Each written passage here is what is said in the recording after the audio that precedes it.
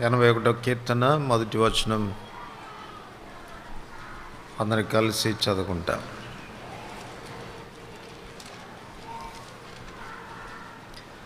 81వ కీర్తన మొదటి వచనం అందరికి కలిసి చదువుకుంటాం. మనకు బలమై ఉన్న దేవునికి ఆనందగానం చేయుడి, యాకోబు దేవుని బట్టి ఉత్సాహధ్వని చేయుడి.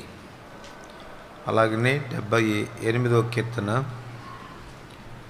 61వ వచనం అందరికి కలిసి చదువుకుంటాం. 78వ కీర్తన 61వ వచనం. ఆయన తన బలమును చెరకును, తన భూషణమైన దాన్ని విరోధుల చేతికి అప్పగించెను. ప్రార్థన చేసుకుంటాం. ప్రేమ కలిగిన పరలోకమందున మా తండ్రి, యేసుప్రభువు వారి శ్రేష్టమైన పరిశుద్ధమైన నామమున వందనములు చెల్లిస్తూ ఉంటున్నాను. అబ్రహాము, ఇస్సాకు, యాకోబుల దేవుడు మాత్రమే కాక నేడు మా దేవుడుగా కూడా మీరు మాకున్నందుకై మిమ్మల్ని ఎంతో స్తుతిస్తూ ఉంటున్నాము. యాకోబు వలె దయగల తండ్రి, చెరలోనికి వెళ్ళిపోయిన మమ్మను విమోచించిన దేవుడవు, దాని కొరగా మీ ప్రాణాన్ని సైతం పెట్టడానికి వెనుకాడని దేవుడవు. అందుని బట్టి మిమ్మల్ని ఎంతో స్తుతిస్తూ ఉంటున్నాం. అంత మాత్రమే కాక మాకు ఆశ్రయమైన దేవుడిగా ఉండి మమ్మల్ని కాపాడుతూ భద్రపరుస్తూ మమ్మల్ని కొనసాగింపచేస్తూ వచ్చిన విధానం బట్టి మీ పాదముల చెంత సాగిలపడి మీ నామమును ఘనపరుస్తూ ఉన్నాం. నేడు మేము ఏమై ఉన్నామో అది కేవలం మీ కృప చేతనే, మీరు మాకు ఆశ్రయంగా ఉన్న కారణం చేతనే అన్న సత్యాన్ని ఎరిగిన వారమై మీ పాదముల చెంత సాగిలపడి మీ నామమును ఘనపరుస్తూ ఉంటున్నాం. ఈ ఉదయకాలం మరి ఒకసారి మీ సన్నిధానానికి వస్తూ ఉంటున్నాం. మీ బలను సమీపించకపోవడం, వాక్య వెలుగులో మా జీవితాలు పరీక్ష చేసుకోవడానికి మీరు ఇస్తున్న చక్కని అవకాశాన్ని బట్టి మనలో దేవా, బహుతేటగా స్పష్టంగా ధారాళంగా మాతో మాట్లాడుతున్నాము. మా నిజ స్వరూపాన్ని చూపించు. వాక్యం అనే అద్దం చెంతకు వచ్చినప్పుడల్లా కూడా దయగల తండ్రి, మా విషయాల్లో మేమున్న స్థితిని చక్కగా చూపించగలిగిన దేవుడు కనుక యథార్థమైన హృదయంతో, మంచి మనసాక్షితో మా జీవితాలు పరీక్షించుకోవడానికి సహాయపడు. యేసు ప్రభు నామమున వందనములతో ప్రార్థిస్తున్నాము తండ్రి, ఆమేన్.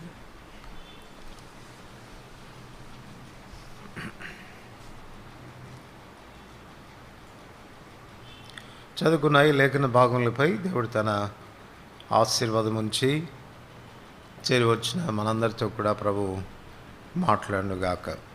మనకు బలమై ఉన్న దేవునికి ఆనందగానము చేయుడి. మనకు బలమై ఉన్న దేవునికి ఆనందగానం చేయుడి, యాకోబు దేవుని బట్టి ఉత్సాహధ్వని చేయుడి. మన ప్రభువు మనకు బలం. ఆయన మనకు బలమై మనల్ని బలపరుచున్న కారణం చేతనే క్రైస్తవ యాత్రలో మనం ఆనందించగలం, ఉత్సాహధ్వని మనం చేయగలం.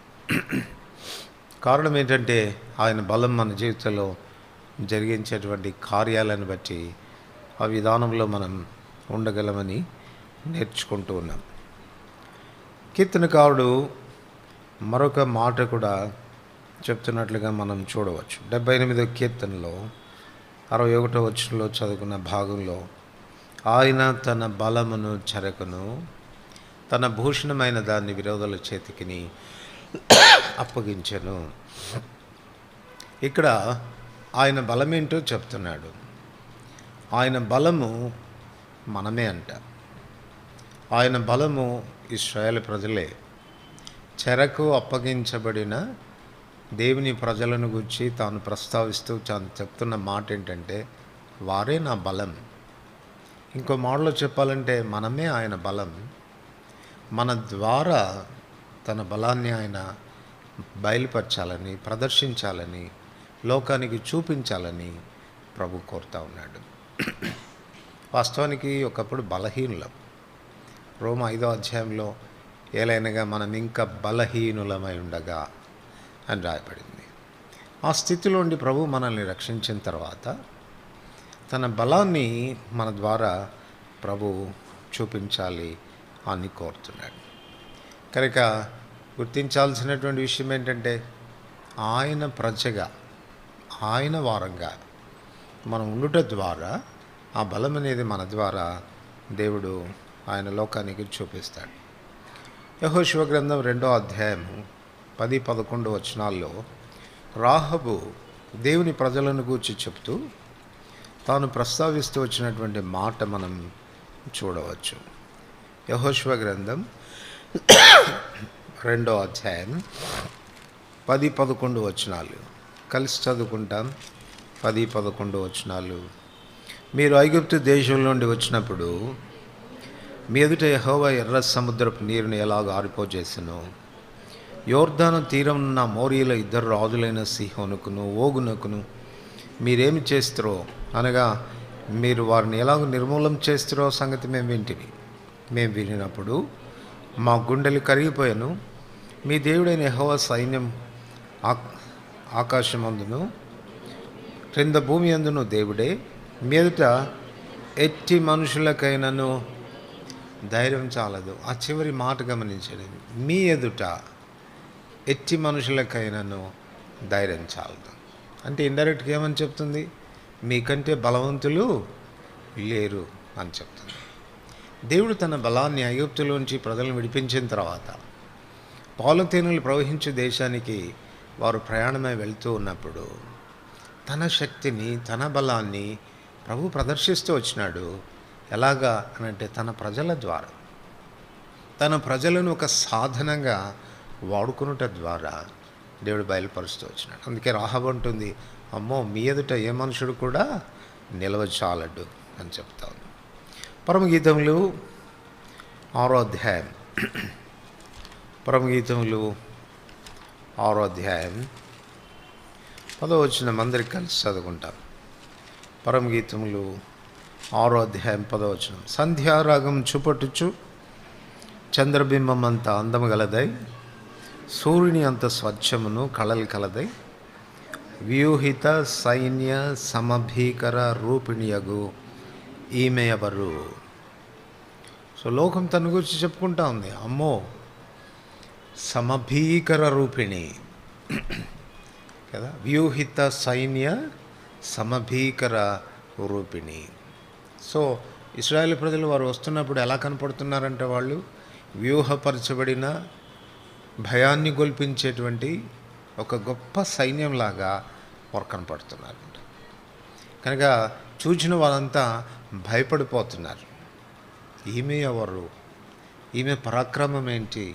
ఈమెకున్న బలం ఏంటి అని లోకం చెప్పుకుంటూ వచ్చింది. మత్తయి సువార్త 16వ అధ్యాయంలోనికి వస్తాయి. క్రొత్త నిబంధనలోనికి వచ్చినప్పుడు ఇదే పాత నిబంధన ఇశ్రాయేలీయుల్ని క్రొత్త నిబంధనలో దేవుడు తన సంఘంగా ఆయన పిలుస్తున్నట్లుగా మనం చూడవచ్చు. ఎందుకంటే రోమా 2వ అధ్యాయంలో మనం చదువుతాం 28-29 వచనాల్లో, బాహ్యమునకు యూదుడైన వాడు యూదుడు కాడు, శరీరమందు బాహ్యమైన సున్నతి కాదు, అంతరంగమందు యూదుడైన వాడే యూదుడు అని చెప్పి తన రక్తం ద్వారా విమోచించబడినటువంటి ప్రజలందరినీ కూడాను తన సంఘంలో చేర్చాడు. ఇప్పుడు ఆ సంఘాన్ని గురించి ప్రభు చెప్తూ వచ్చినప్పుడు మత్తయి సువార్త 16వ అధ్యాయంలో తాను ఆ సంఘాన్ని గురించినటువంటి వివరణ ఇస్తూ వచ్చినప్పుడు తాను చెప్తూ వచ్చిన మాట ఏంటండి? నేను నా సంఘమును కట్టుదును, పాతాళలోక ద్వారములు దాని ఎదుట నిలవనేరవు. నా సంఘాన్ని నేను కడతాను. అది ఎంత బలంగా ఉంటుందంటే, ఆ సంఘం ద్వారా నేను ఎంత నా బలాన్ని ప్రదర్శిస్తానంటే, పాతాళలోక ద్వారాలు దాని ఎదుట నిలవకుండా నేను చేస్తాను అని చెప్తాను. కనుక వీటన్నిటిని బట్టి మనకు అర్థమయ్యేటువంటి విషయం ఏంటంటే, ఆయన ప్రజయే ఆయన బలం. తన ప్రజ ద్వారా దేవుడు తన బలాన్ని ప్రదర్శించాలని కోరుతూ ఉంటున్నాడు. అలాంటప్పుడు సాధారణమైన సామాన్యమైన వ్యక్తులుగా మనం ఉండడానికి వీల్లేదు. ఒక్కొక్కళ్ళు ఒక మిసైల్ లాగా ఉండాలి, ఒక్కొక్కళ్ళు బలమైనటువంటి ఆయుధం లాగా ఉండాలి. విచారకరమైన సంగతి ఏంటంటే, ఆయుధాలు పక్కన పెట్టండి, మిసైల్స్ పక్కన పెట్టండి, నిరుత్సాహపడిన నిరాశపడిన, కృంగిపోయిన పరిస్థితుల్లో మనం కనపడితే ఎంత విచారకరమైన సంగతి. మనకు బలమై ఉన్న దేవుడు, మనల్ని బలపరుచు దేవుడు, మన ద్వారా తన బలాన్ని ప్రదర్శించేటువంటి దేవుడు మనకంటూ ఉండగా ఎందుకు ఆశ్రయించడం లేదు? ఎందుకు ఆయన ద్వారా మనం బలం పొందడం లేదు? ఎందుకు శక్తివంతమైన సాధనాలుగా మనం ఉండడం లేదు? ఆలోచించుకోవాల్సిన విషయం. దేవుని మాట కాదందామా? దేవుడు తన వాక్యంలో చెప్పిన మాట అబద్ధమందామా? నా బలమైన నా ప్రజ అంటున్నాడు కదా. నా మాట వినని కారణం చేత నా బలాన్ని చెరకప్పగించాను అంటున్నాడు కదా. సో మనల్ని గురించి తాను చెప్తున్నప్పుడు తన బలం మనమే అంటున్నాడు కదా. అట్లాంటప్పుడు ఆయన బలాన్ని ప్రదర్శించగలిగిన, లోకానికి చూపించగలిగిన వ్యక్తులుగా ఉన్నామా అన్నది ఆలోచించుకోవాల్సినటువంటి విషయం. సో క్రొత్త నిబంధనలకు వస్తే ఆయన సంఘమే, సజీవం కలిగిన ఆయన సంఘమే ఆయన ప్రజ. మనం నిజంగా బలంగా ఉండాలంటే ఆ సంఘములో చేరిన సభ్యులమై ఉండాలి. ఆ సంఘానికి ఉండాల్సినటువంటి గుణలక్షణాలు మన జీవితంలో ఉండాలి. మొట్టమొదటిగా ఆ సంఘ సభ్యులకు ఉన్నటువంటి అర్హత ఏంటి? ఎవరు ఆయనకు బలము అని చెప్పబడుతున్న ప్రజ అని ఆలోచిస్తే మత్తయి సువార్త 16వ అధ్యాయం, మత్తయి సువార్త 16వ అధ్యాయం, మత్తయి సువార్త 16వ అధ్యాయం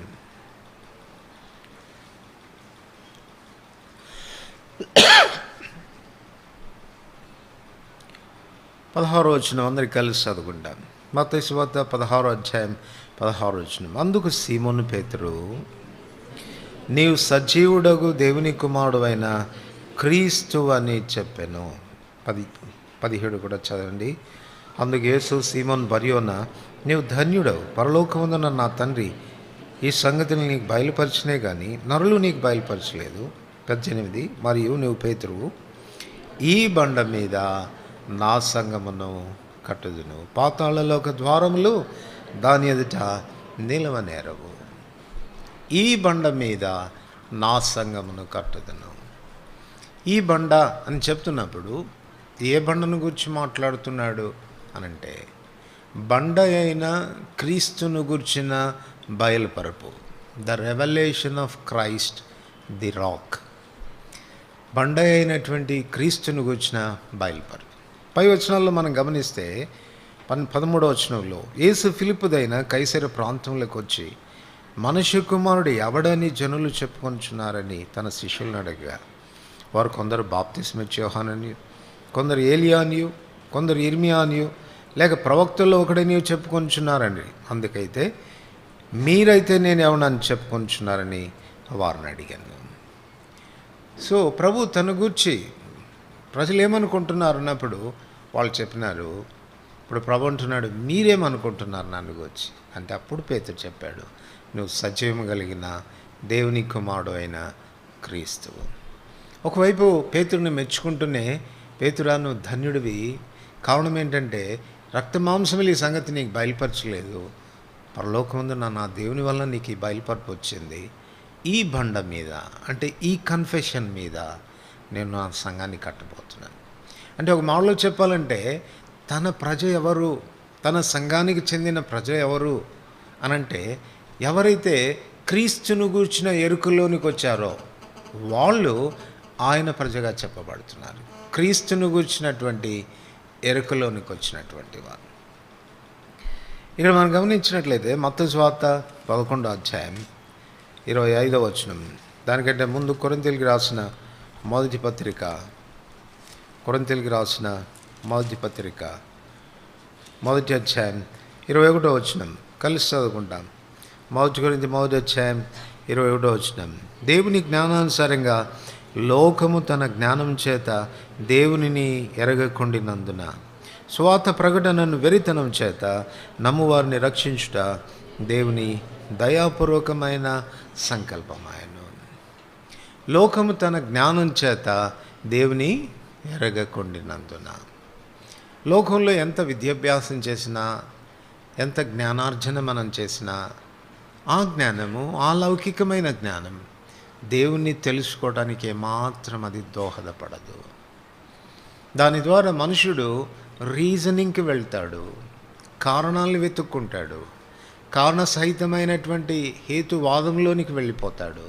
తద్వారా దేవుని గూర్చినటువంటి అనుభవ జ్ఞానంలోనికి తను రాలేడు. అందుచేతనే దేవుడు తన కుమారుడైన యేసుక్రీస్తు ప్రభువారిని తన్ను గూర్చిన బయలుపరుపు ఇవ్వడానికి ఈ లోకంలోనికి పంపాల్సి వచ్చింది. యోహాను సువార్త 1:1 మనం చదువుతాం, ఆది యందు వాక్యం ఉండెను, వాక్యము దేవుని యొద్ద ఉండెను, వాక్యమే దేవుడై ఉండెను. 14 ఆ వాక్యము శరీరధారి అయి కృపాసత్య సంపూర్ణుడిగా మన మధ్యలో నివసించను. 18 యోహాను సువార్త 1:18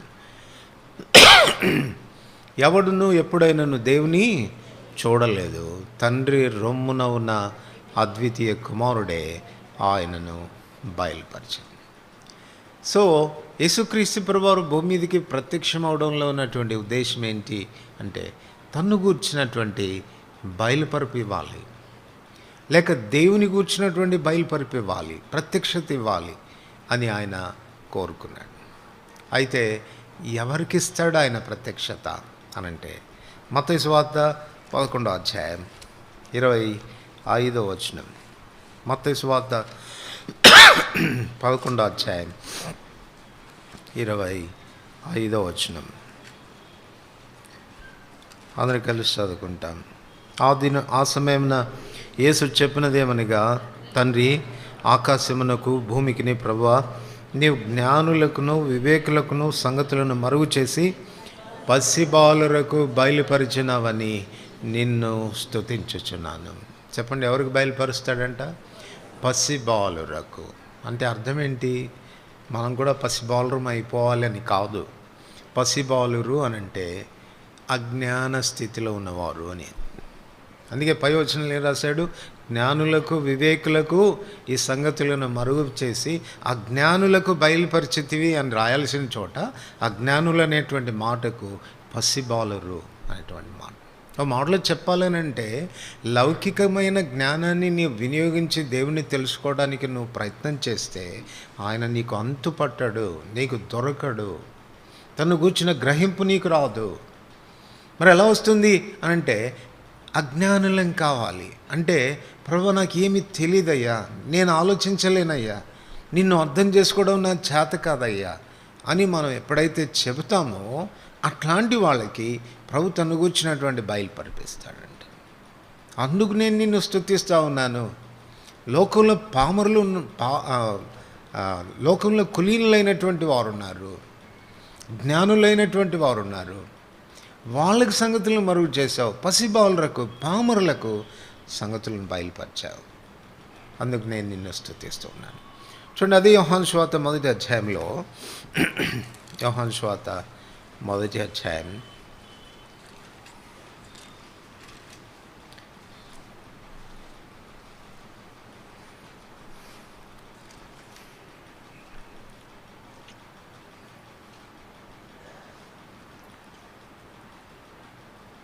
17 ధర్మశాస్త్రము మోషే ద్వారా అనుగ్రహింపబడను, కృపయు సత్యమును యేసుక్రీస్తు ద్వారా కలిగెను.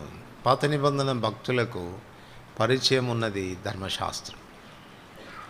ధర్మశాస్త్రము దేవుని యొక్క సత్యాన్ని గురించి బయలుపరుస్తవచ్చు,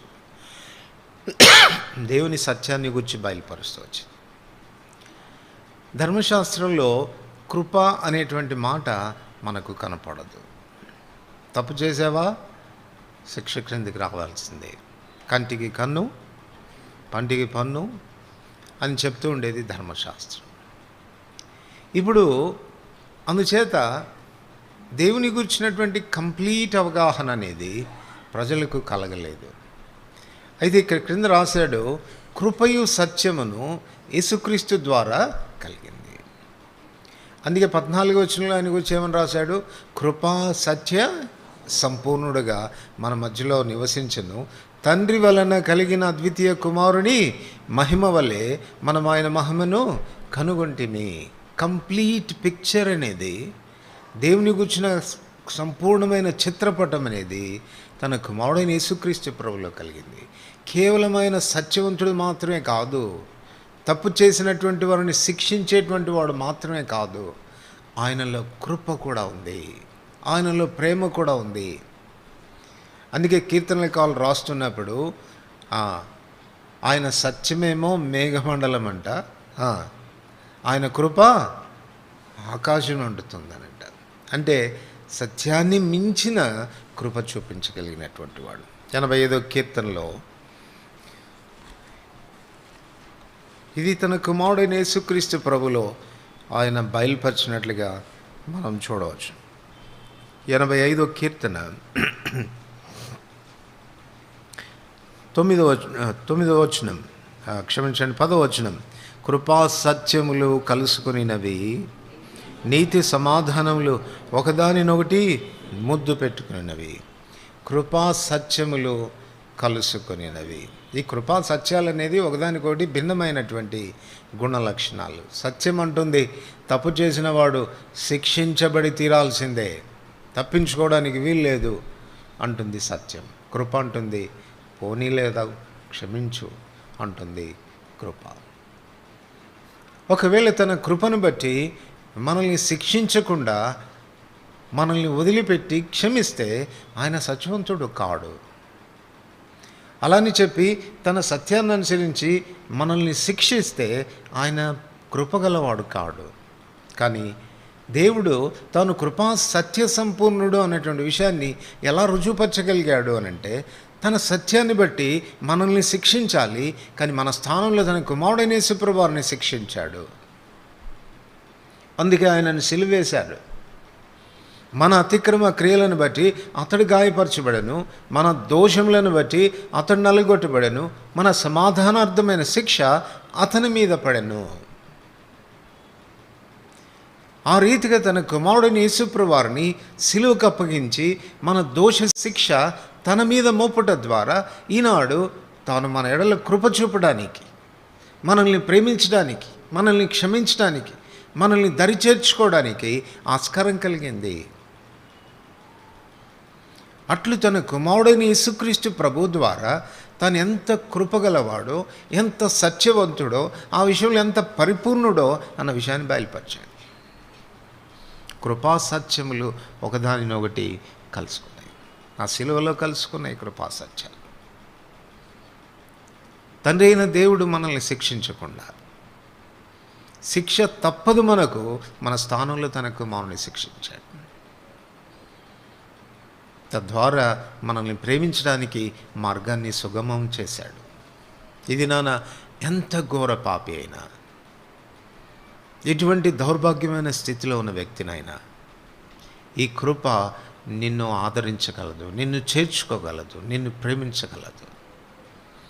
ఆయనను ఆశ్రయిస్తే గుర్తించు, ఆయన కృపా సత్య సంపూర్ణుడని.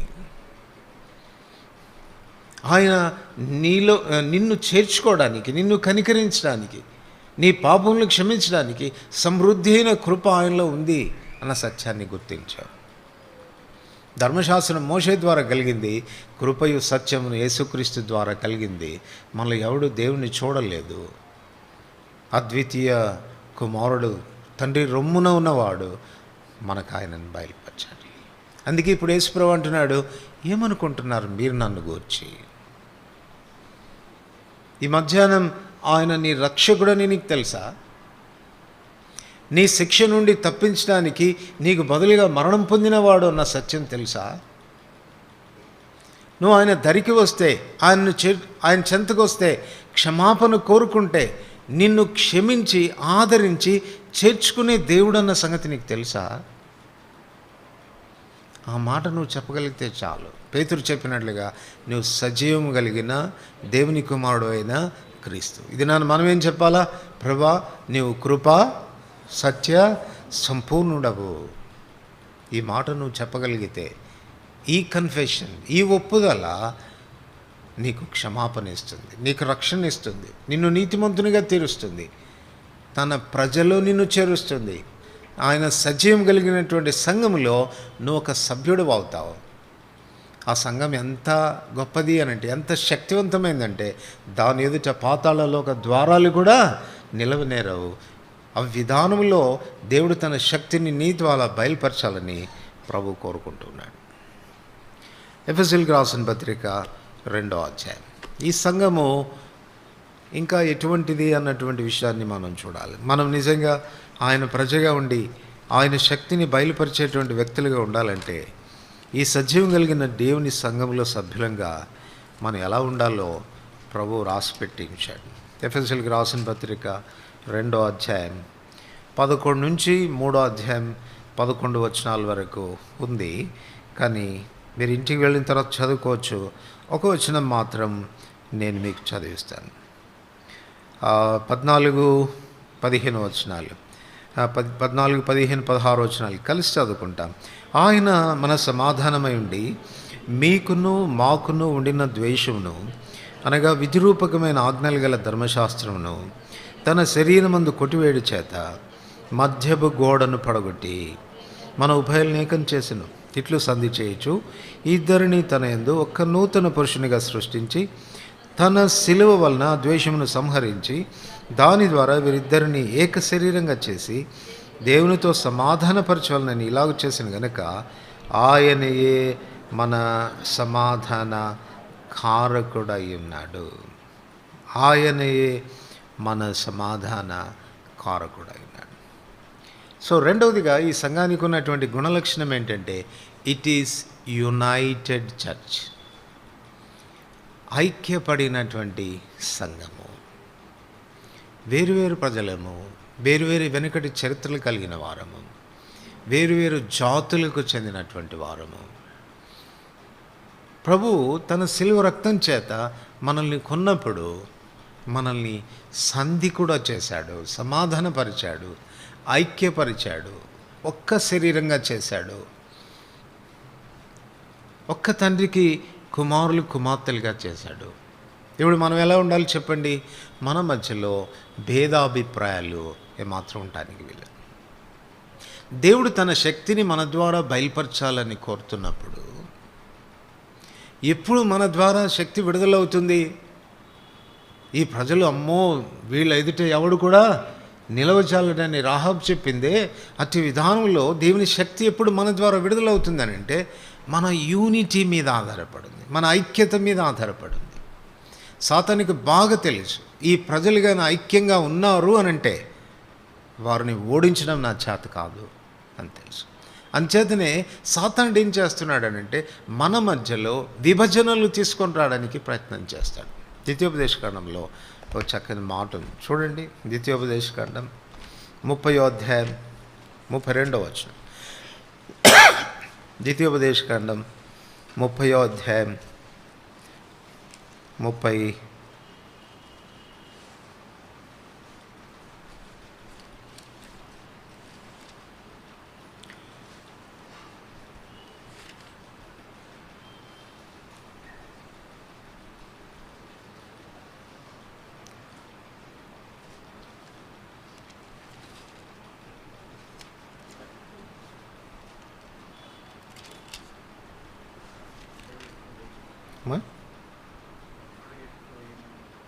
అదే ఎన్నో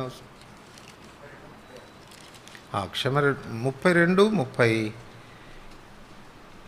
36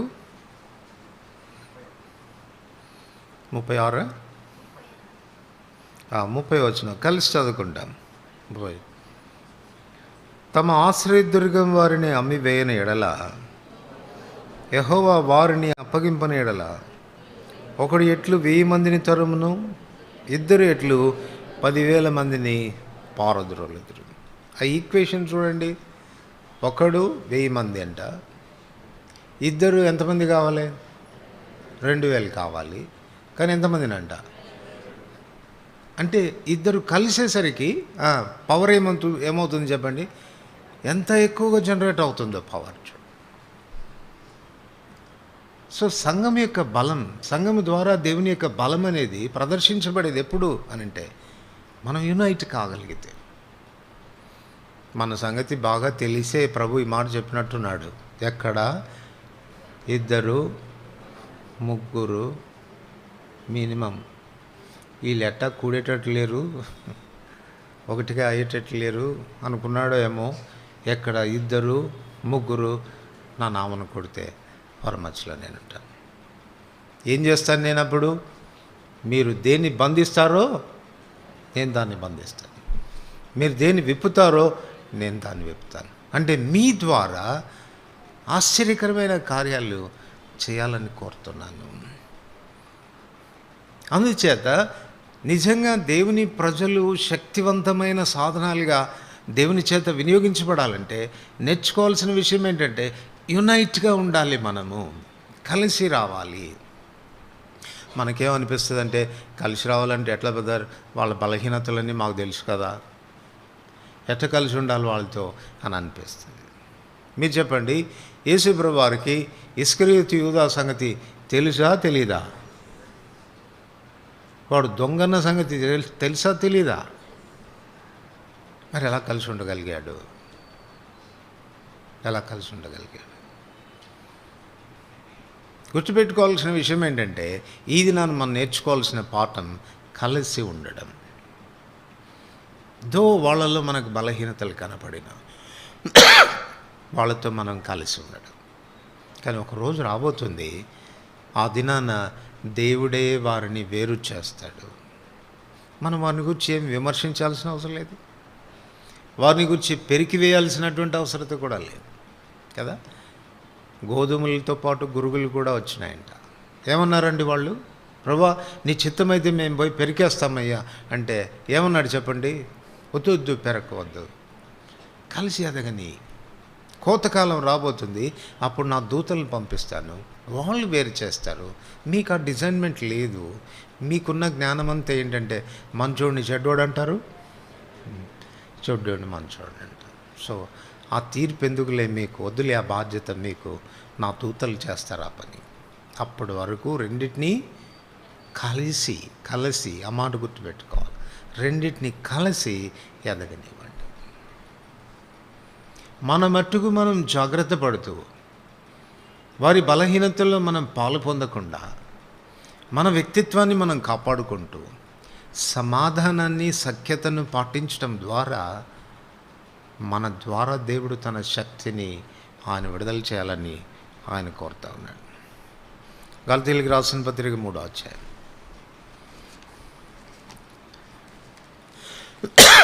గలతీయులకు రాసిన పత్రిక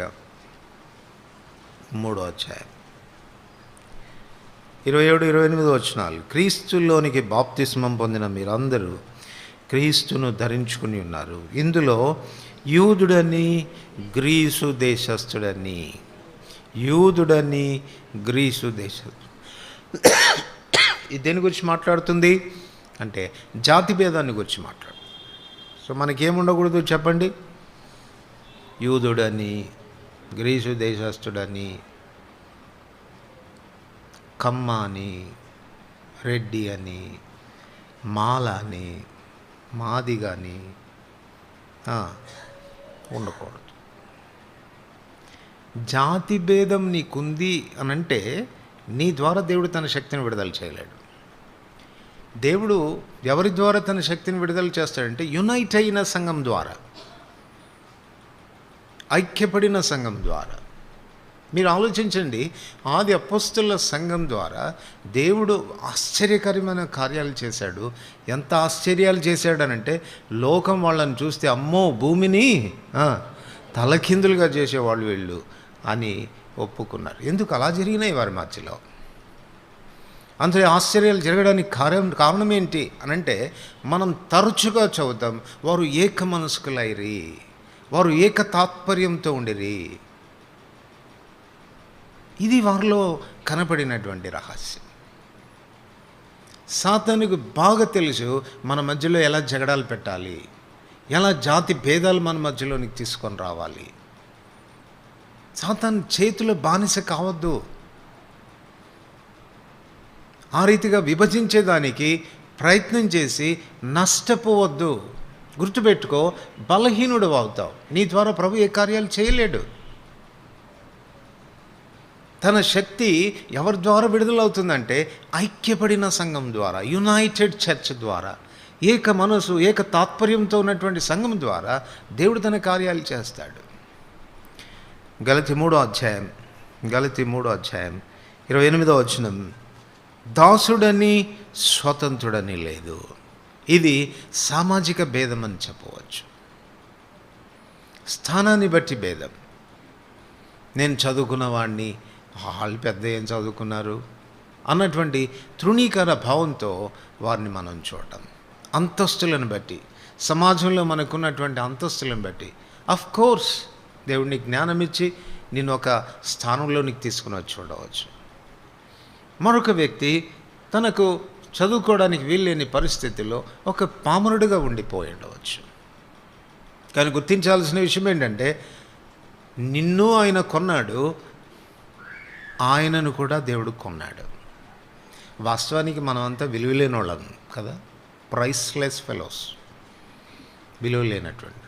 దేవుడు మనల్ని కొన్న తర్వాత మనకు విలువ వచ్చింది. దేని పెట్టుకున్నాడు? ఆయన స్వరక్తం ఇచ్చుకున్నాడు. నిన్నేమో బంగారం పెట్టుకొని, ఇంకోని వెండి పెట్టుకొని, ఇంకోని ఇత్తడిని పెట్టుకొని, మరొకరిని ఇనుముతో కొని ఉంటే అప్పుడు మనం భేదాలు అనుకోవచ్చు. నువ్వు నాకంటే కొంచెం తక్కువ కదా, దేవుడు నిన్ను ఇనుముతో కొన్నాడు, నన్ను బంగారంతో కొన్నాడు అని చెప్పవచ్చు. కానీ మనల్ని కొన్నది తన స్వరక్తం ఇచ్చి అమూల్యమైన రక్తంతో కొన్నాడు. నిన్ను విడిపించడానికి ఎంత క్రయం చెల్లించాడో నన్ను విడిపించడానికి కూడా అంతే క్రయం చెల్లించాడు.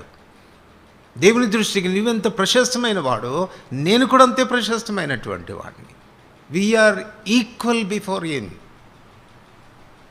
మన స్థానాన్ని బట్టి కాదు మనం ఒక గుంపుగా ఏర్పడ్డం. ఆయన స్వరక్తం ద్వారా విమోచించబడిన ప్రజల కాదా అన్న విషయాన్ని చూసుకోవాల్సినటువంటి అవసరం. ఆ రక్తం ద్వారా విమోచించబడిన ప్రతి ఒక్కడు కూడా దేవుని దృష్టికి ప్రశస్తమైనటువంటి వాడు. ఎఫెసీ 1:18 చదువుతాం, పరిశుద్ధులలో ఆయన స్వాస్థ్యం యొక్క మహిమైశ్వర్యం ఎంత గొప్పదో అని రాశాడు.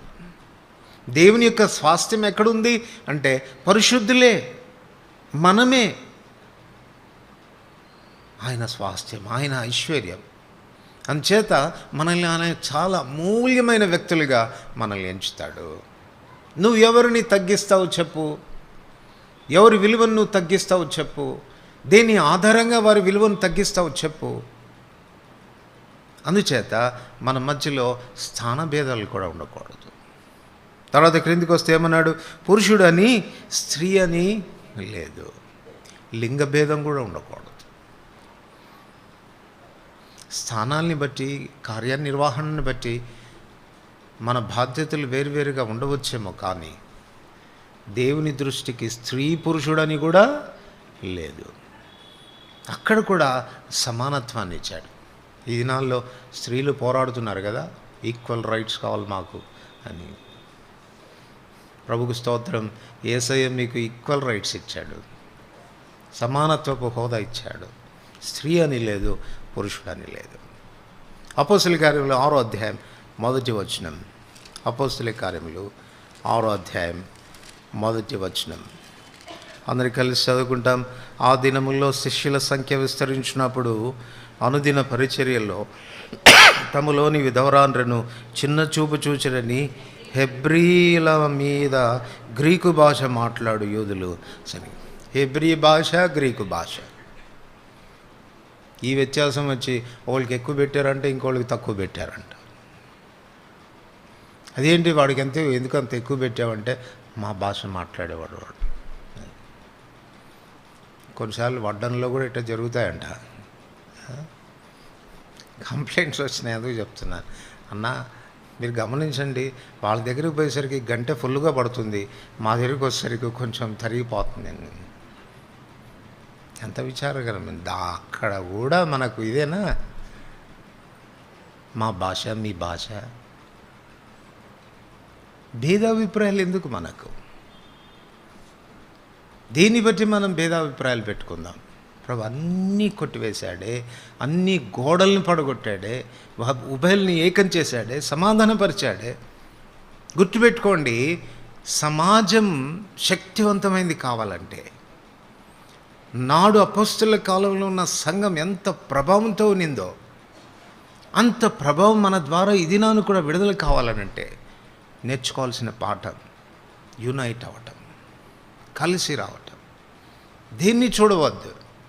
ఆయన స్వర్గం ద్వారా విమోచించబడినటువంటి ప్రజన, let us unite with him. కలిసిపోదాం, ఏక మనసుతో ఉందాం, ఏక తాత్పర్యంతో ఉందాం. అలా లేదు అని అంటే గుర్తుపెట్టుకో, మనం బలహీనమే. ఐక్యపడని, అసమాధానంతో ఉండేటువంటి ఏ సంఘము ద్వారా కూడా దేవుడు తన శక్తిని విడుదల చేయలేడు.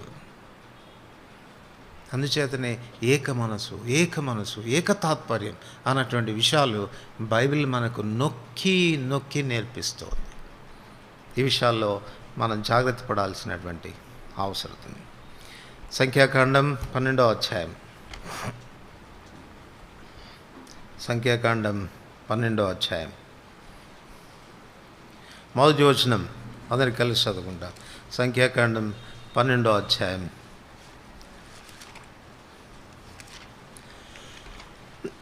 మొదటి వచనం.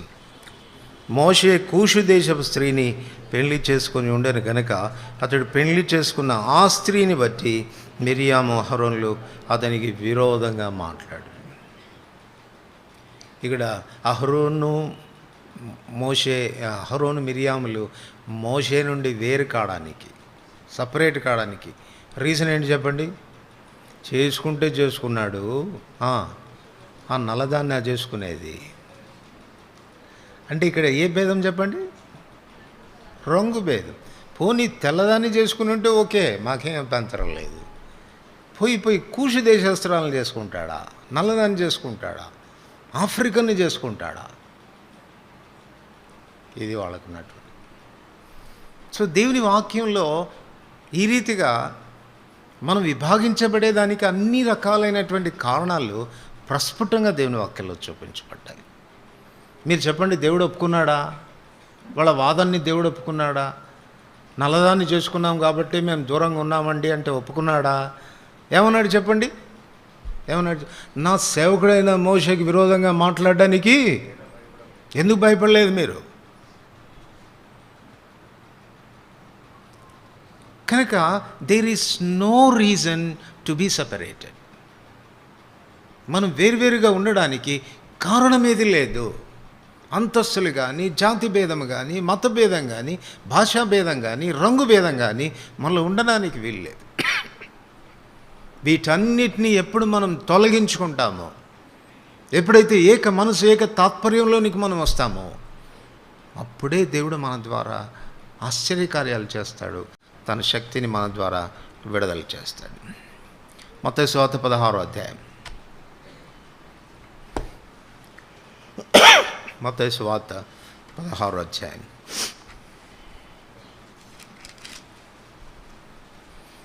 ఇంకా తన సంఘాన్ని గురించినటువంటి వివరణ ఇస్తూ ప్రభువు ఏం చెప్తున్నాడో చూస్తే 21 నుండి 28 వచనాల్లో ఇక్కడ మరొక విషయం మనకు కనపడుతుంది.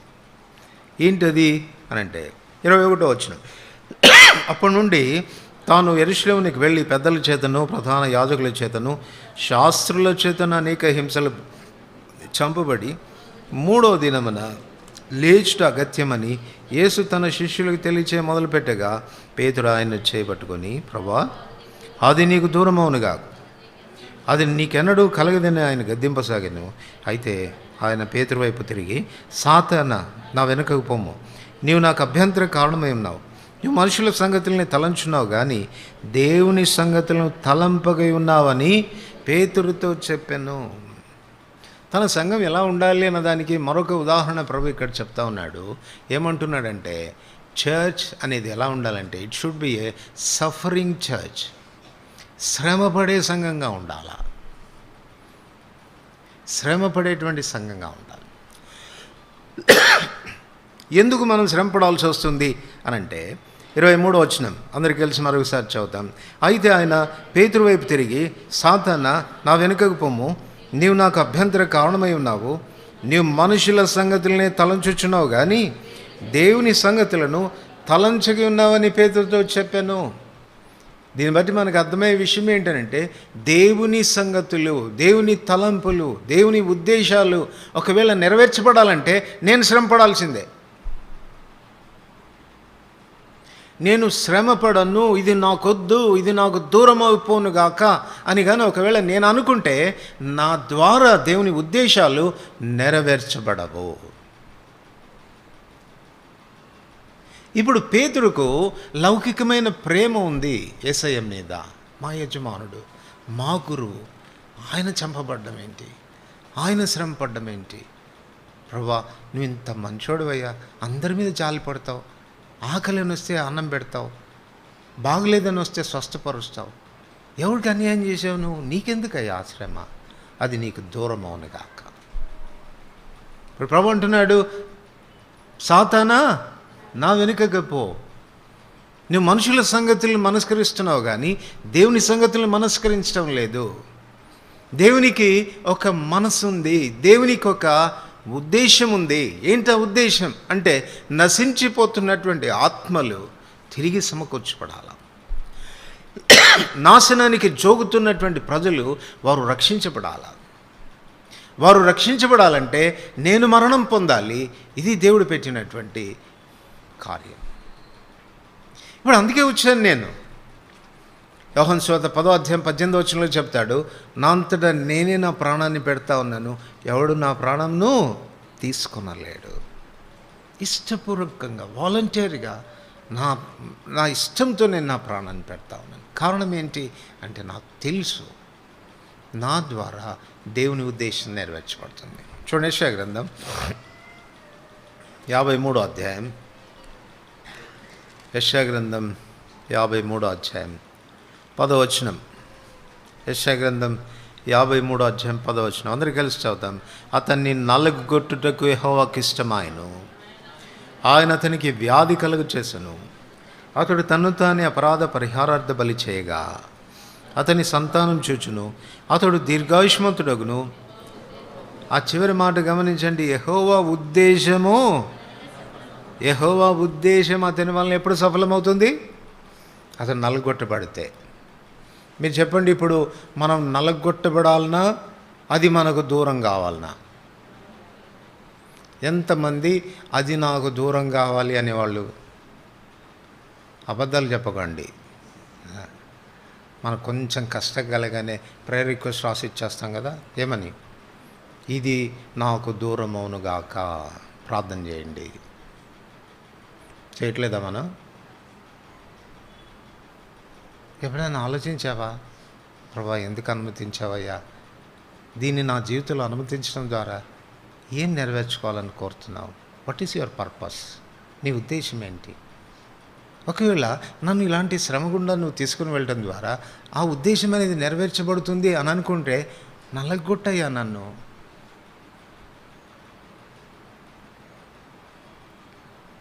గాయపరిచేయా పర్వాలేదు, చంపయ్యా పర్వాలేదు. ఇది కదా మనం చెప్పాల్సింది దేవునితో. కానీ మనం ఏం చేస్తాం చెప్పండి? ప్రభా ఇది తొలగిపోని, ఇది ఎంత తొందరగా అయితే అంత తొందరగా తొలగిపోని. ఎట్లా నెరవేరుతుంది ఆయన ఉద్దేశాలు నీ ద్వారా?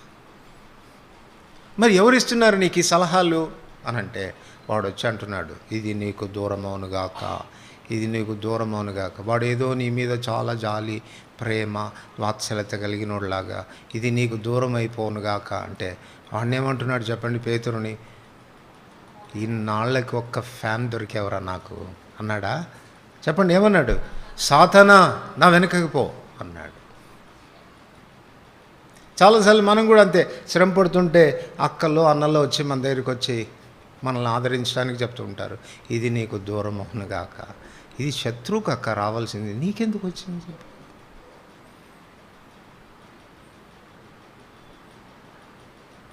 నిజంగా చాలా బాధేస్తుంది. దేవుడు నిన్ను కరుణించుగాక, తొందరగా నిన్ను లేపునుగాక. ఎక్కడికి?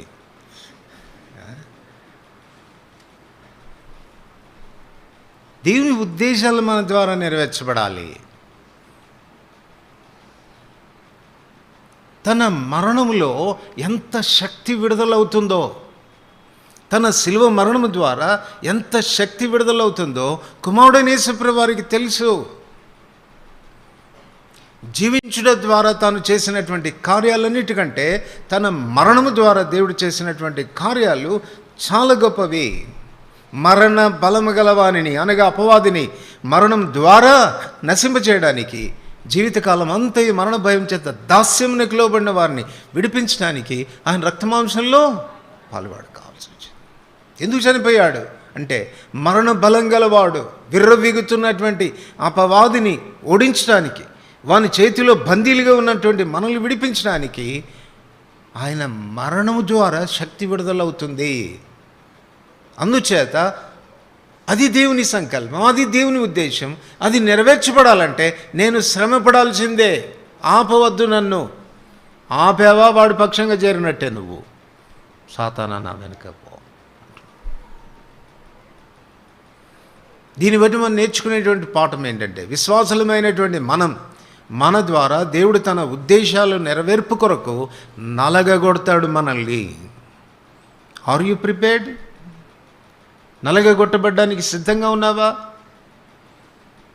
వ్యాధి కలిగినప్పుడు, బాధ కలిగినప్పుడు, కష్టం వచ్చినప్పుడు, ఇబ్బందులు నీ జీవితంలో ఎదురవుతున్నప్పుడు గుర్తుపెట్టుకో, he is preparing you so that the power may be released through you. ఆయన శక్తి నీ ద్వారా విడుదల కావడానికి దేవుడు నిన్ను సిద్ధపరుస్తున్నాడు. ఒక సాధనంగా సిద్ధపరుస్తున్నాడు, మామూలు సాధనం కాదు. సర్వలోకానికి రక్షకుడు కావడానికి, ఆశీర్వాద కారణంగా ఉండడానికి తన కుమారుడైన యేసుక్రీస్తు ప్రభువారిని నలగొట్టడం దేవుని ఇష్టమైంది. ఇది నాన్న దేవుని సంఘంగా ఏం ఎక్స్పెక్ట్ చేస్తున్నాం మనం? సుఖవంతమైన జీవితమా? కష్టాలు లేకుండా ఉండేటువంటి జీవితమా?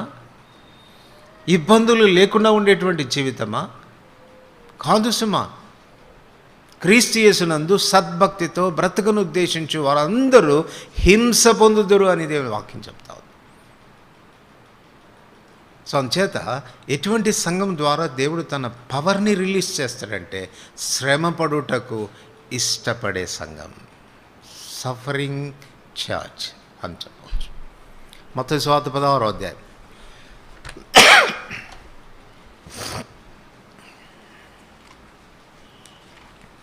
మత్తయి సువార్త 16వ అధ్యాయం 19వ వచనం అందరికీ కలిసి చదువుకుంటాం. మత్తయి సువార్త 16వ అధ్యాయం 19వ వచనం. పరలోక రాజ్యపు యొక్క తాళపు చెవులు నీకిచ్చేదను. నువ్వు భూలోకమందు దేన్ని బంధించుదువో అది పరలోకమందు బంధింపబడును, భూలోకమందు దేని విప్పుదువో అది పరలోకమందును విప్పబడునని అతనితో చెప్పాను. అట్లాగనే 18వ అధ్యాయం 18వ వచనం అందరికి కలిసి చదువుతాం. భూమి మీద మీరు వేటిని బంధింతురో అవి పరలోకంలో బంధింపబడును, భూమి మీద మీరు వేటిని విప్పుదురో అవి పరలోకమందు విప్పబడునని మీతో నిశ్చయంగా చెప్పుచున్నాను నేను. ఇక్కడ 16వ అధ్యాయంలో మనం చదువుకున్న భాగంలో ఈ మాటలు పేతురుతో దేవుడు ప్రస్తావిస్తున్నట్లుగా మనం చూడవచ్చు. 18వ అధ్యాయం 18వ వచనంలోకి వచ్చేసరికి అవే మాటలు దేవుడు తన సంఘంతో ప్రస్తావిస్తున్నట్లుగా మనం చూడవచ్చు.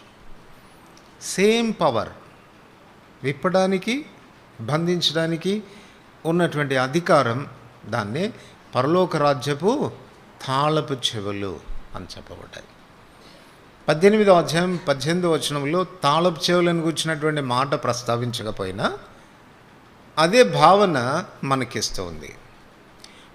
16వ అధ్యాయంలో కేవలం పేతురుతో ఆ మాట ప్రస్తావించిన సంఘానికి ప్రతినిధిగా పేతురుని చెబుతూ ప్రభువు మాట్లాడుతూ వచ్చినటువంటి ఈ సంఘము మీద, ఈ బండ మీద నా సంఘాన్ని కడతాను అని చెప్పేటువంటి ప్రస్తావనలో సంఘ ప్రతినిధిగా పేతురుతో మాట్లాడుతూ, అందువల్ల పేతురు చెప్పిన మాటలు మనకు చెప్పినట్లే, సంఘంతో చెప్పిన మాటలు మనకు చెప్పబడినట్లే.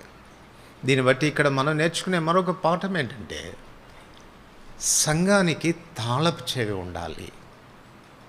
సంఘానికి తాళపు చెవి ఉండాలి. ఇండివిజువల్గా తాళపు చెవి మనకు ఉండాలి, పేతురులాగా సమాజంగా మనకు తాళపు చెవి ఉండాలి. ఏంటి తాళపు చెవి? లూకా సువార్త 11వ అధ్యాయం. లూకా సువార్త 11వ అధ్యాయం.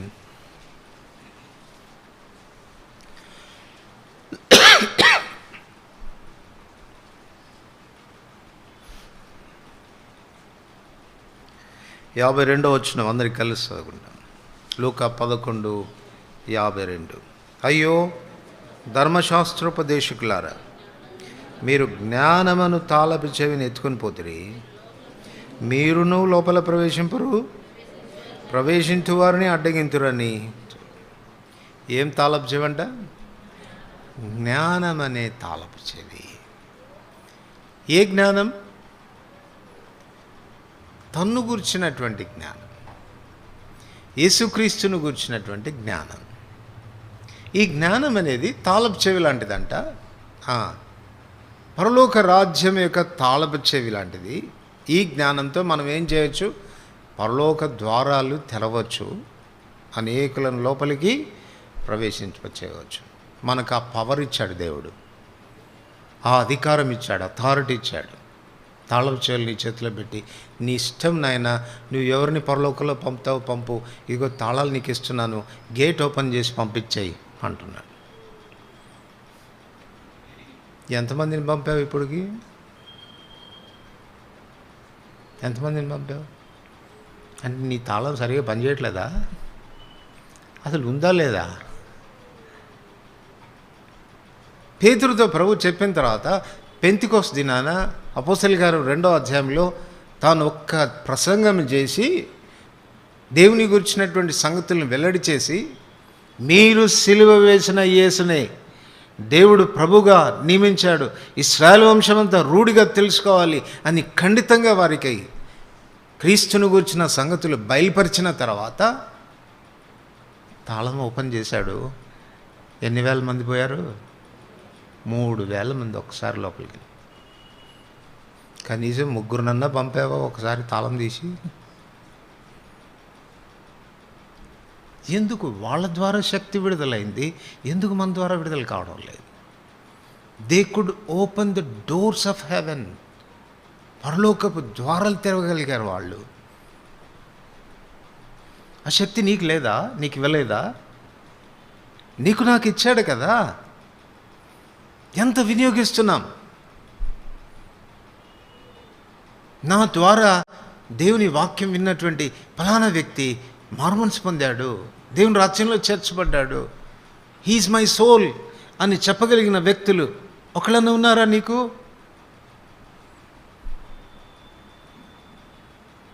పరలోక రాజ్యపు తాళపు చెవులు ఇచ్చి పరలోకపు ద్వారాలు తెరిచే అంత శక్తి నీకు ఇస్తే దేవుడు, ఎంత విడుదలవుతుంది నీ ద్వారా శక్తి? అపోస్తల కార్యములు 2వ అధ్యాయంలో యూదులకు ద్వారం తెరిచాడు. అపోస్తల కార్యములు 8వ అధ్యాయంలో అన్యజనులకు, క్షమించండి, సమరయులకు ద్వారాన్ని తెరిచాడు. చూడండి అపోస్తల కార్యములు 8వ అధ్యాయం 14వ వచనం. అపోస్తల కార్యములు 8వ అధ్యాయం 14వ వచనం. సమరయ వారు దేవుని వాక్యం అంగీకరించరని యెరూషలేములోని అపోస్తలు విని పేతురును యోహాను వారి యొద్దకు పంపిరి. 18వ వచనం. అపోస్తలు చేతులుంచడం వలన పరిశుద్ధాత్మ అనుగ్రహింపబడనని సీం. 17 నుంచి. అప్పుడు పేతురు యోహాను వారి మీద చేతులుంచగా వారు పరిశుద్ధాత్మను పొందిరి. సో అక్కడ యూదులకు ద్వారం తెరిచినటువంటి వాడు ఇక్కడికి వచ్చేసరికి సమరయులను కూడా దేవుని రాజ్యంలో చేర్చాడు. 10వ అధ్యాయం అపోస్తల కార్యములు 10వ అధ్యాయం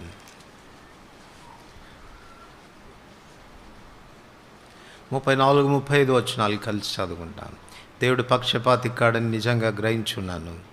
ప్రతి జనములోనూ ఆయనకు భయపడి నీతిగా నడుచుకుని వారిని ఆయన అంగీకరించును. యేసుక్రీస్తు అందరికీ ప్రభువు.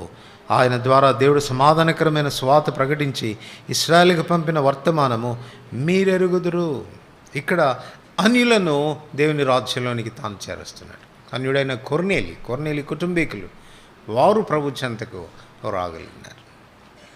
2వ అధ్యాయంలో యూదులు, 8వ అధ్యాయంలో సమరయులు, 10వ అధ్యాయంలోనికి వచ్చేసరికి అన్యులైనటువంటి వారిని దేవుని రాజ్యంలో పేతురు ప్రవేశింపచేశాడు.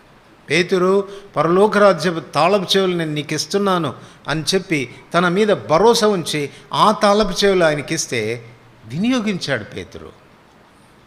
మరి 18వ అధ్యాయం 18వ వచనంలోకి వచ్చేసరికి సంఘమైన మనకు కూడా అదే ఇచ్చాడు కదా. మీరు దేన్ని విప్పుతారో నేను దాన్ని విప్పుతానని చెప్పాడు కదా. ఎప్పుడన్నా ట్రై చేసావా నీ తాళపు చెవితో? దేవుని గురించిన జ్ఞానం నీకు కలిగింది కదా, అదే మన తాళపు చెవి. ప్రభువుని గురించిన సంగతులు లోకానికి వెల్లడి చేయడం ద్వారా వారిని పరలోక రాజ్య ప్రాప్తులుగా చేయగలిగేటువంటి అధికారము, శక్తి దేవుడు మనకిచ్చాడు. ఎంత వినియోగిస్తున్నాం మనం? Are you utilising? లేకపోతే వీళ్ళలాగే ఉన్నావా? ఎవరిలాగా? అయ్యో ధర్మశాస్త్రోపదేశకులారా, జ్ఞానమను తాళపు చెవిని మీరు ఎత్తుకొని తాళం వేసి జోబులో పెట్టుకుని ఎట్టో వెళ్ళిపోయాడంట. ఎత్తుకొని పోయినాడు. వాళ్ళు పోరంట, ఎవడన్నా పోతానంటే వాడిని పంపరంట. అయ్యా మాకు ఏదన్నా దేవుని గురించి సంగతులు చెప్పండి అంటే, సున్నతి పొందావా లేదా నువ్వు? సున్నతి పొందు, లేకపోతే నీకు పరలోకమే లేదు. దేవుని గురించిన సంగతులు వారు చెప్పడం లేదు. దేవుని రాజ్య ప్రాప్తులుగా వారిని చేయడం లేదు. ఈనాడు మనం ఎలా ఉన్నాం? నిజమైన క్రైస్తవులు, నిజంగా దేవుని ఎరిగిన క్రైస్తవులు, నిజమైన మారుమనసు అనుభవం కలిగిన క్రైస్తవులు దేవుని గురించి చెప్పకుండా ఉండలేరు. వాళ్ళు నువ్వు చెప్పకుండా ఉంటున్నావంటే ఆయనను టేస్ట్ చేసావో లేదో అనుమానమే, రుచించావో లేదో అనుమానమే. రుచించినటువంటి వ్యక్తులు కనబడే గుణలక్షణం ఏంటంటే, నేను తిన్నా కదా, వీళ్ళకి కూడా చెప్తే బాగుండు. హైదరాబాద్ బిర్యానీ ఎంత బాగుంటుందో తెలిసిపోతారు. ఎవడు చెప్పమన్నాడు నీకు? టేస్ట్ చేశానండి, నువ్వు కూడా తింటే బాగుండు. They can't keep quiet. మౌనంగా ఉండలేరు వాళ్ళు. దేని గురించి మాట్లాడుతూ ఉంటారు. శక్తి నీ ద్వారా విడుదల కావాలేనంటే పరలోక ద్వారాలు కూడా తెరవ చేయగలిగిన శక్తి నీకుంది. ఆ శక్తి నీ ద్వారా విడుదల కావాలంటే ఆ కీ వాడు, ఆ తాళపు చెవి వాడు, ఆ జ్ఞానాన్ని గురించి లోకానికి తెలియచేయి. అప్పుడు అనేకులను ప్రభు చెంతకు మనం నడిపించేదానికి ఆస్కారం ఉంటుంది.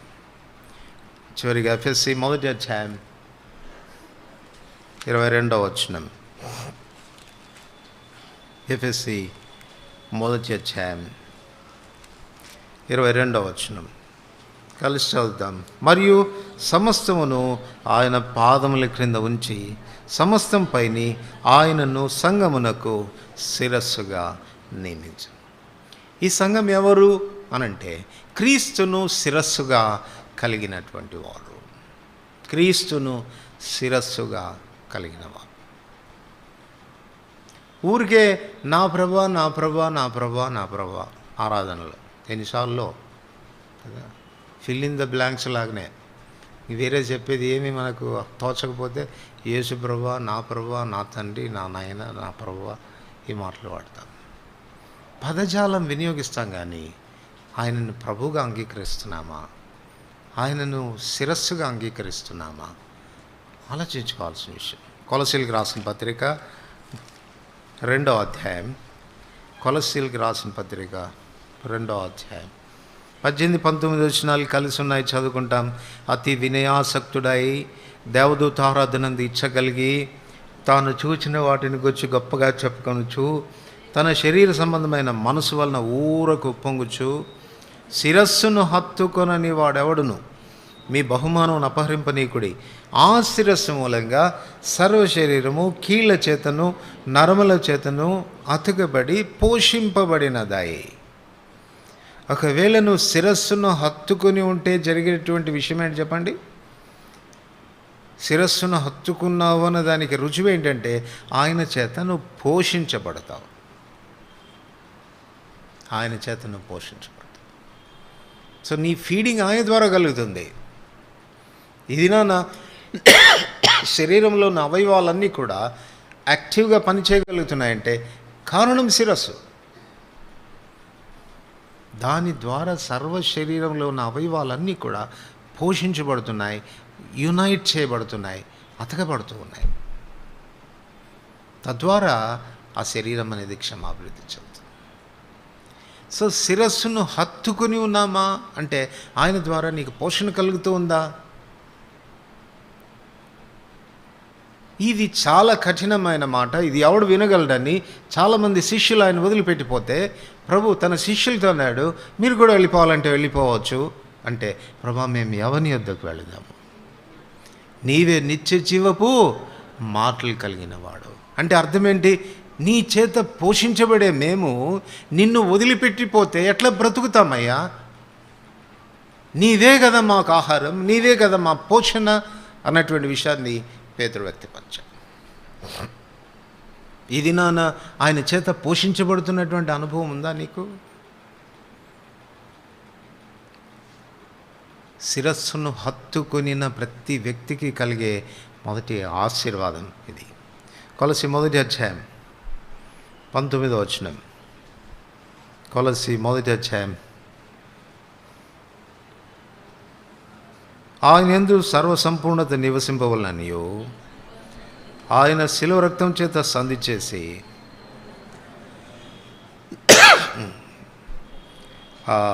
పరలోకమందునను వాటన్నిటిని ఆయన ద్వారా తనతో సమాధానపరచుకోవాలని తండ్రి అభిష్టమైంది. 18వ వచనం చదవండి. 18. సంఘము అను శరీరమునకు ఆయనే శిరస్సు, ఆయనకు అన్నింటిలో ప్రాముఖ్యము కలుగు నిమిత్తం ఆయన ఆది అయింది, మృతుల్లో నుండి లేచుటలో ఆది సంభూతుడాయను. సో రెండవదిగా మనం గమనిస్తే నిజంగా ఆయన మనకు శిరస్సు అయితే వి ఆనర్ హిమ్. ఆయనకు అన్నింటిలో ప్రాముఖ్యత ఇస్తాం, ఆయనకు అన్నింటిలో ప్రథమ స్థానం ఇస్తాం. మన జీవితంలో మొదట ఆయన, తర్వాత ఏదైనా అన్నట్టుగా ఉంటాం. నిజంగా ఆయన శిరసాధీనంలో ఉన్నట్లయితే ఆయనను ఘనపరుస్తున్నామా ఈ విధానంలో అన్ని విషయాల్లో? ప్రభా, నువ్వు ఫస్ట్ అయ్యా, నువ్వేం చెప్తావు చెప్పు, నువ్వు చెప్పినట్టుగా నేను నడుచుకుంటాను అన్నట్లుగా కంప్లీట్గా ఆయన ఆధీనంలోనికి మన జీవితాలు మనం తెచ్చుకుంటున్నామా ఆలోచించుకోవాల్సినటువంటి విషయం. ఎందుకు మన ద్వారా తన శక్తి విడుదల కాదు అనంటే ఆయనతో మన అటాచ్మెంట్ అనేది సరిగా లేకపోతాడు. శిరస్సును హత్తుకునే స్థితి మన జీవితంలో ఉండకపోవటం. ఎఫెసీ 5వ అధ్యాయం 23-24 వచనాలు. ఎఫెసీ 5వ అధ్యాయం 23-24 వచనాలు కలిసి చదువుకుంటాం. 23-24. క్రీస్తు సంఘమునకు శిరస్సైన లాగున పురుషుడు భార్యకు శిరస్సై ఉన్నాడు. క్రీస్తే శరీరమునకు రక్షకుడైనాడు. సంఘము క్రీస్తునకు లోబడినట్లుగా. సంఘము క్రీస్తునకు లోబడినట్లుగా. శిరస్సు అయితే మనం ఏం చేయాలి చెప్పండి? ఆయన గణపరచడం మాత్రమే కాదు, ప్రాధాన్యత ఆయనకి ఇవ్వడం మాత్రమే కాదు, అన్ని విషయాల్లో మనం ఆయనకు లోబడి. శరీరంలో ఉన్న అవయవాలన్నీ కూడా శిరస్సు ఆజ్ఞాపించినట్లుగా బేషరతుగా ఎదురు తిరగకుండా ఎలాగ పనిచేస్తాయో ఆ విధానంలో ఆయన సంఘంగా పిలువబడుతున్నటువంటి మనం ఆయన అధికారం క్రింద, ఆయన పరిపాలన క్రింద ఉన్నటువంటి ప్రజలంగా మనం ఉండాలి. అలాంటి ప్రజనే శక్తివంతమైనటువంటి ప్రజగా వాళ్ళు ఉండగలుగుతారు. వాళ్ళని గురించి లోకం చెబుతుంది, మీ ఎదుట ఏ మనుషుడు నిలవచాలడు, సంఘం ఎదుట పాతాళలోక ద్వారములు నిలవనేరు. కారణం ఏంటంటే ఆయన అధికారం క్రింద మనం ఉంటాం కాబట్టి.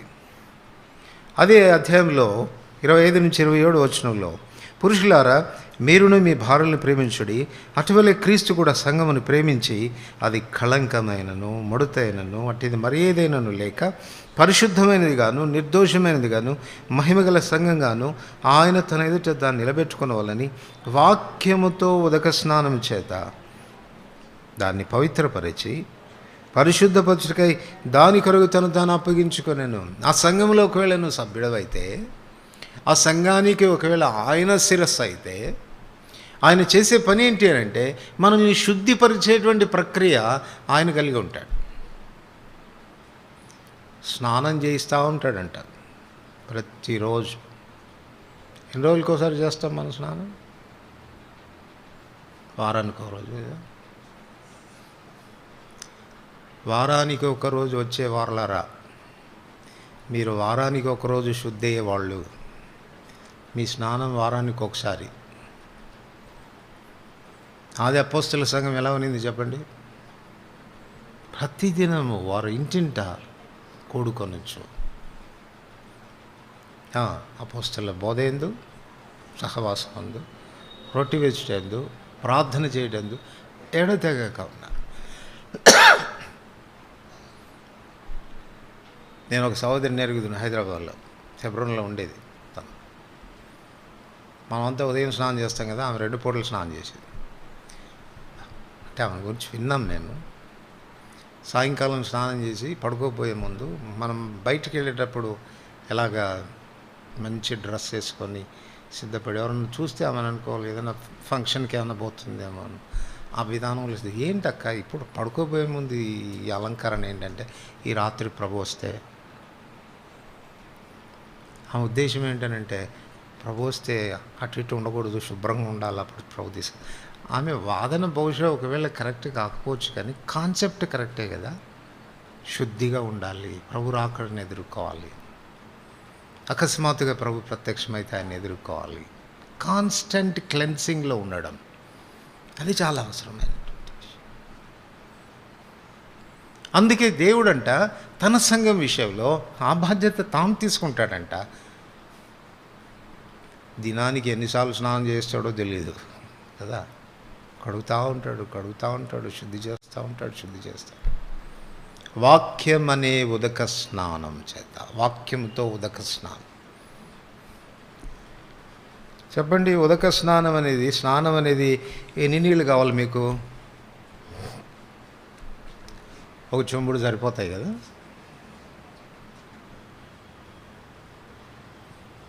ఒక 2 చెంబులు ఇచ్చి స్నానం చేసుకో అంటే, ఏం బ్రదర్ ఎలా చేసుకోవాలి స్నానం? మరి ఎంత కావాలి? కొంతమంది తొట్టెంత అయిపోగొడతారు పొయ్యి లోపలికి పోయి.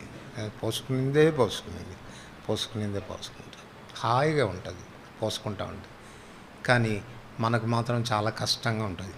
ఈయన ఎప్పుడు ప్రసంగం మొదలు పెడతాడా, పారిపోదామా అన్నట్టుగా ఉంటుంది. తెలీదు వాళ్ళకి ఇది స్నానం అని, శుద్ధి చేసేదని. మరి ఎంతసేపులో శుద్ధి చేయాలి? 5 నిమిషాల్లో బడా పోసేసుకొని చెవులో సోపు, చెవులో వీపు తడవకుండా.